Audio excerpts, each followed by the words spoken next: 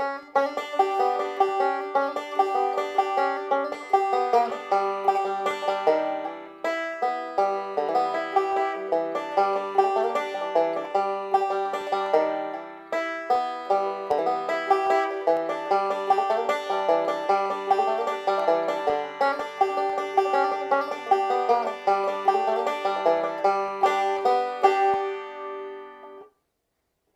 if you think that's impressive, check this out.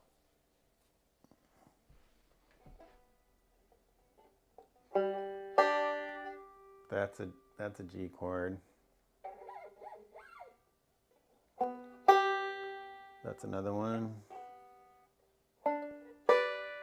That's another one.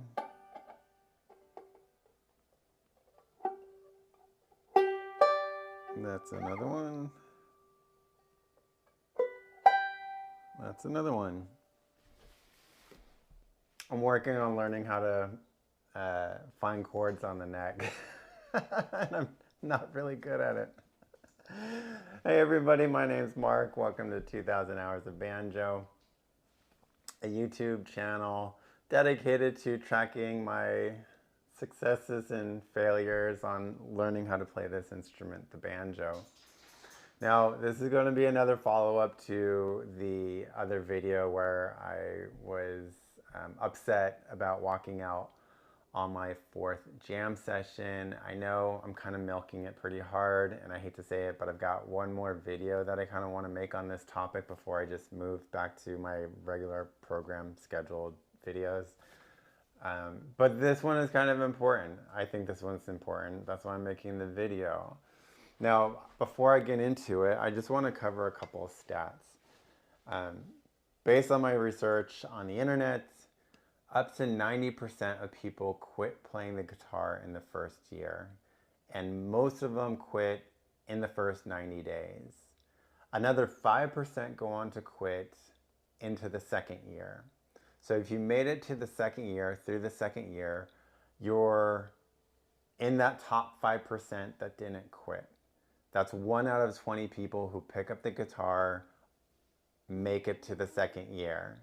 The rest wash out. I don't know what the stats are for banjo. I couldn't find anything about that online, but at least for guitar, 1 out of 20 people don't make it into the second year. And I bring that up because it was just then, into that second year, that I attended that 4th jam session and experienced a level of frustration that almost made me quit. So here it was, I was in that top 5%, and then I experienced something that almost made me drop out entirely and be part of the other 95% washout. Now, some of you have said that something along the lines that it's kind of like a rite of passage and that you should keep going, you just endure the frustration, then you'll get better and better and better. I tend to disagree. And the reason that I tend to disagree is because I think we can all agree that the difference between someone who plays well and someone who doesn't play well is that the person who plays well kept practicing. So in those first 2 years, honestly, the goal is to simply not quit. Just keep practicing. Don't worry about getting better. You will be getting better as long as you continue practicing.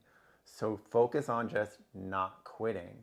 Going to a jam session like I went to, where I experienced all that frustration and where I almost quit, I get it. There's probably some benefit in the long run of just pushing through that, getting the exposure and so forth. However, you won't get that if you're so frustrated you quit. Why risk it? Why jeopardize being in that 5% for some long-term benefits that where in the moment you don't see what the benefit is, and you may never see it if you're so frustrated that you give up. Now, knowing that I don't necessarily agree that it's a good idea to kind of withstand that punishment and embarrassment and then just push through it, because that's asking a lot. Why am I happy that I did it? Well, it's not really because of the experience. That was unpleasant and I wouldn't recommend it for anybody. However, what I did was I came home and I made that video. And I wouldn't have made that video had I not gone. Had I not made that video, I wouldn't have seen the outpouring of support from the bluegrass community, from the music community at large. I was blown away. I am still blown away. I still am reading and seeing comments coming in, just the amazing support that some unknown guy on a small YouTube channel is getting from you to, to keep going, to not give up. And it's been a pretty amazing experience and has revitalized me. Now, there is a particular comment in that video that is today's discussion because I think it's just kind of a neat story and I wanted to share it to you in case you missed it.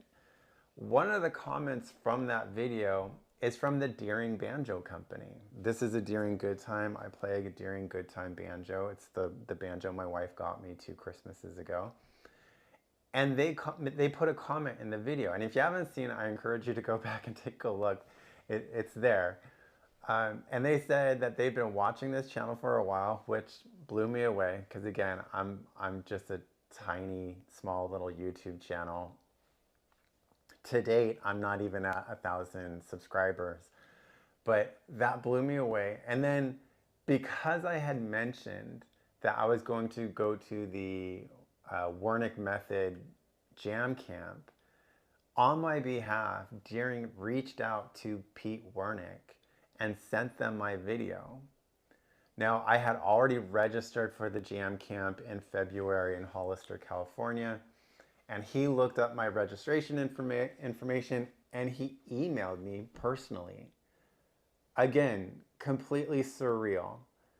But he emailed me and he said he was going to put me in touch with the camp hosts and have like a little pre-camp meeting so I can go meet the hosts, see what the camp is going to be all about, run through some small jams to get a taste of what that weekend's going to be like. And I did that. I did that on Saturday. It's now Monday. And it was an amazing experience. And I am really looking forward to February for the banjo camp or for the jam camp. I think it's going to be great. I think it's going to be overwhelming. There's going to be a lot of information, but I think it's going to be a very, very good experience. So I am looking forward to that. Now, I emailed my thanks back to Pete, and he replied, and I emailed again. And I'm not going to read the whole thing, but I printed out the email, and I want to read just a little bit of this correspondence. And this is from Pete. The second email. He says, "Hi again, Mark. Well, you sound a lot less depressed / discouraged than you did a couple of days ago." I couldn't help but reply, "Yeah, well, getting a personal message from a bluegrass legend like you tends to cheer an aspiring banjo player up quite a bit." And it has. Like, I am deeply touched that Pete Wernick took the time to reach out to me and set this pre-camp meeting up with the hosts of the Wernick Method Camp that's happening in February. I don't know. I don't even know what to say. Again, I'm kind of speechless. My thanks goes out to all of you for all of your support. It goes out to Deering Banjo Company. It goes out to Pete Wernick. And it goes out to Mike and Gail, the hosts of the Wernick Method Camp that's being held in Hollister. I'm overwhelmed by what I've experienced over the past couple of weeks. And I appreciate you guys watching and being a part of it. All right. I will see you all later. I've got lots of practice to do. Bye.